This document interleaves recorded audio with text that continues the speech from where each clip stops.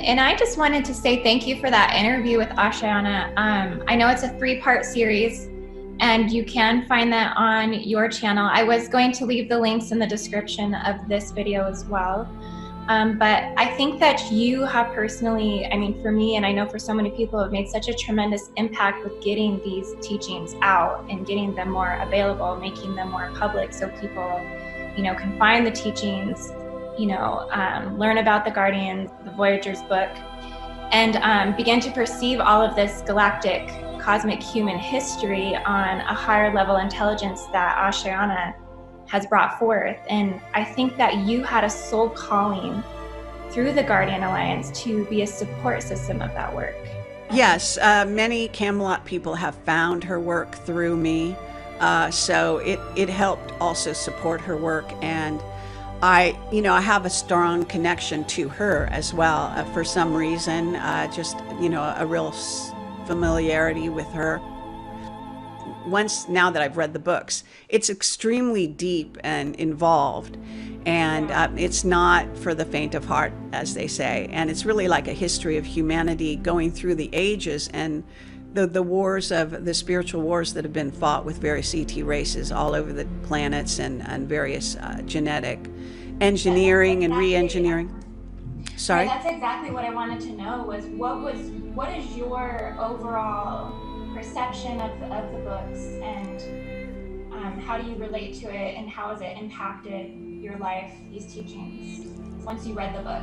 Right. Well, what I wanted to say was I got a psychic download the minute I came across the website. And so from there, I basically knew.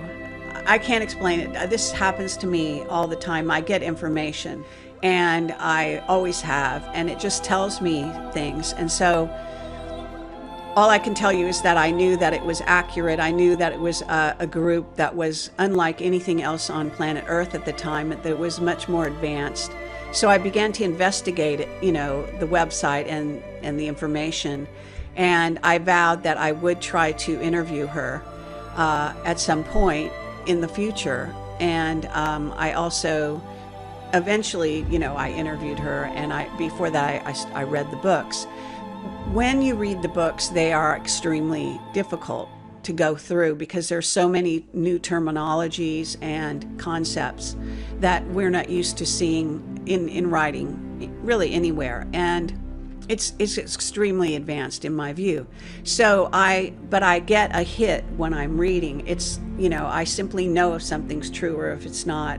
And I got a very strong hit that the information was correct, that it was, like kind of like a gold mine of information about humanity and spiritual wars, as I say, going back millennia, into, in an interstellar sense. And so it just rang true. That's all I can tell you. And gradually it seeped in, because when you read the books, you realize you're not going to get it all in one take. You can read the words, but there's so much there that it takes a long time to kind of filter through. But and learn an entirely new vocabulary. Right. And so I can't say that I am an expert on those books either.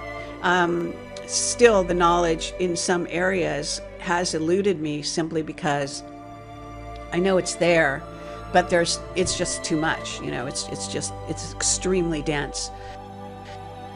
I do recommend her work everywhere I go, and we have a standing invitation for her to come back and be interviewed again. I'm pretty much as of a certain date, I became the only journalist that interviewed her, and that's true today as well. So it was an honor to interview her, and the interviews speak for themselves. Either the knowledge will resonate with you or it won't. She talks about certain races that have made decisions to go against humanity in negative ways.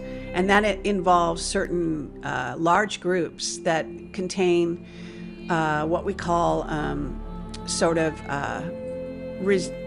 resistance in a negative way to, let's say, the law of the one, etc. And that includes, you know, the Ashtar command, for example, and also Metatron, and so on. So some people think they're downloading information from Ashtar and from Metatron and all this kind of stuff.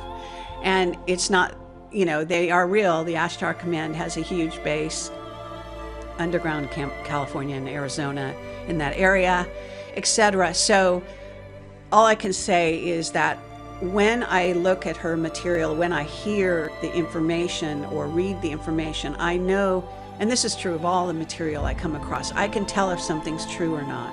It just either resonates or it doesn't. And sometimes I'll get a hit and I'll think, well, that's just crazy. Why can't I, you know, take this on board, whatever it is? Why is it hitting me wrong? But it does. And then I often, almost without fail, find out, like, you know, weeks or months later that indeed I was right, that there was a reason why myself was resisting the information. And I can't explain when that happens. I can't even explain necessarily why, but I get a very strong, you know, take on it. And for example, when I heard the information she put out about Metatron, I immediately knew that it was correct. And I immediately, also since then, I've also got a very strong take on it being an artificial intelligence. Just like we know there's a matrix, well, there is a matrix, and you can visualize the Earth as having like rivers of information around it. And even one of our witnesses, Pete Peterson, said in the Black scientific community, meaning the hidden scientific community, considers all of this, what we call the ether, as an information field. So there are rivers of like matrices going around the Earth, and one of those contains channeled information.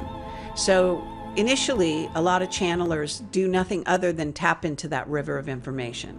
So they get there's a churn. You can appreciate that. There's like a churn, and all of that stuff keeps going around every eon, you know, and getting regurgitated, so to speak, in various forms and fashions. But nonetheless, you know, because we're each of us is a filter, so we filter through what we are able to, and we also can, you know, it can have a clear channel or not a clear channel, and most people are not that clear, so they will put their own overlay into the situation. And they are also, Ashayana Dean cautions against channeling because there's a very large chance of takeover in that situation, even sort of temporary, you know, where the person will become easily taken over, even for short periods of time.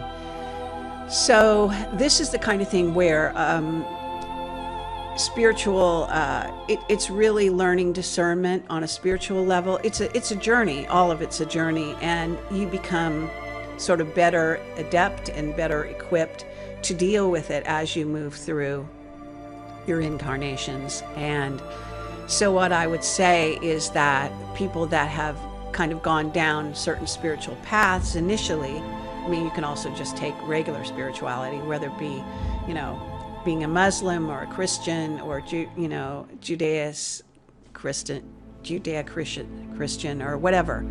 In other words, there are lots of lies that have been put out within the confines of so-called spirituality and or religion.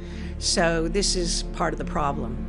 And within that, there has been takeover within those groups that have pushed forward certain information that contains lies and has contained lies over and over again, but never been sort of revealed.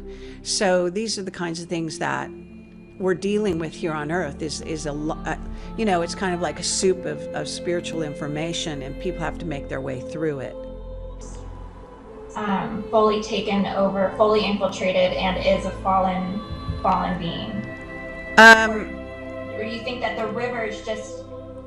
I think from what I understand and my take on it, you see, even the name Metatron, think about that. It sounds like an AI. It's an AI at this point. It's not a being. And there's a problem also, I think, in a certain sense, that we don't know the difference between artificial intelligence and actually what we are. And so we can be deceived very easily. And it's kind of like Battlestar Galactica. All I know is that, in my view, Metatron is, you could call angels, could be AI. They're light beings, or they're manifesting a form of light, but it may be artificial, a certain kind of, it doesn't have the density and the clarity of real, spiritual light. So it's a deception, a form of deception, and it's understandable. One of the ways these people think the negative parades itself as negative, but it doesn't. The negative parades itself as light. It parades itself as good, as, healing the sick and saving the earth. Except they don't tell you that they're doing this in a manipulative kind of way in order to serve their own agenda, okay? And deceive, humans are like, can be treated like children, even though we're not.